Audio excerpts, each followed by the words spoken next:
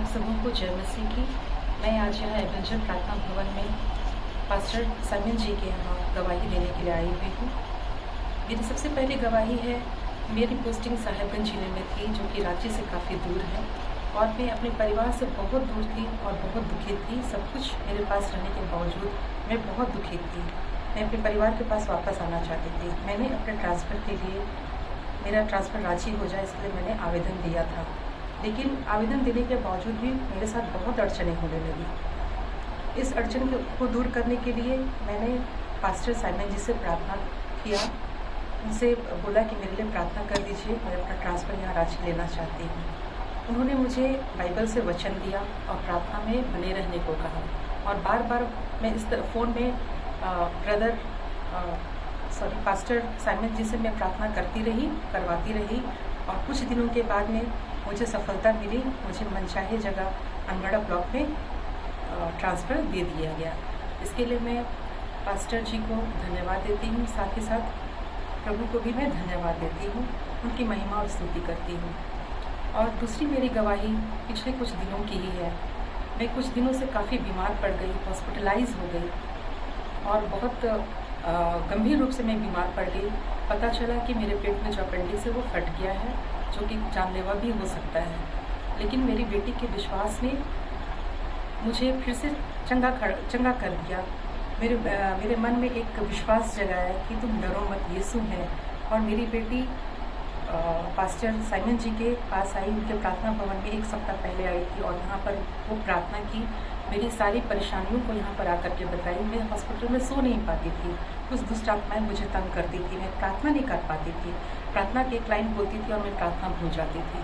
मेरी बेटी यहाँ से प्रार्थना करके गई और बोली कि माँ चलो हम लोग बैठ करके साथ में प्रार्थना करते हैं। मेरा हाथ पकड़ के वो बाइबल से वचन सुनाती थी और प्रार्थना करती थी, लगातार प्रार्थना करती थी।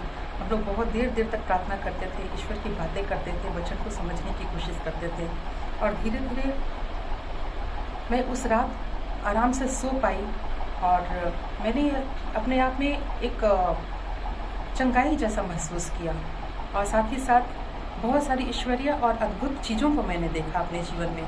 मेरा हीमोग्लोबिन इस दौरान 5.4 ग्राम हो गया था, और ऐसी हालत में ऑपरेशन करना भी बहुत मुश्किल, एक पेशेंट के लिए भी बहुत मुश्किल है। तुरंत डॉक्टर के कहने पे मुझे 2 यूनिट ब्लड चढ़ाया गया, और अद्भुत तरीके से मेरा ब्लड 5.4 ग्राम की जगह 9.5 ग्राम हो गया।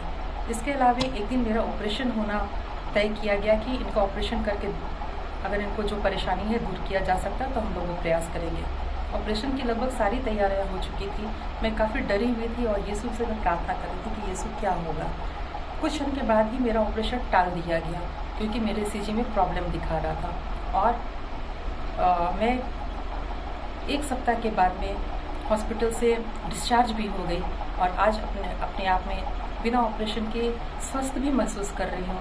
और बेटी के साथ मैं यहाँ पर पैदल चल करके पास्टर जी के पास में, पास्टर साइमन जी के प्रार्थना भवन में अपनी गवाही देने के लिए आई हूँ कि मैं आज पहले से काफ़ी बेहतर हूँ। मैं अपने पैरों से चल करके आई हूँ यहाँ पर, और मैं गवाही दे करके प्रभु की स्तुति और महिमा को देना चाहती हूँ, उनको धन्यवाद देना चाहती हूँ। साथ ही साथ पास्टर जी को भी मैं तहे दिल से धन्यवाद देना चाहती हूँ। जय मसीह की। जय मसीह की। क्या नाम हुआ आपका? मेरा नाम अपर्णा तिर्की है, मैं फतीमा नगर से हूँ, और मैं महिला पर्यवेक्षिका के रूप में महिला और बाल विकास विभाग अनगढ़ा ब्लॉक में मैं कार्यरत हूँ। धन्यवाद।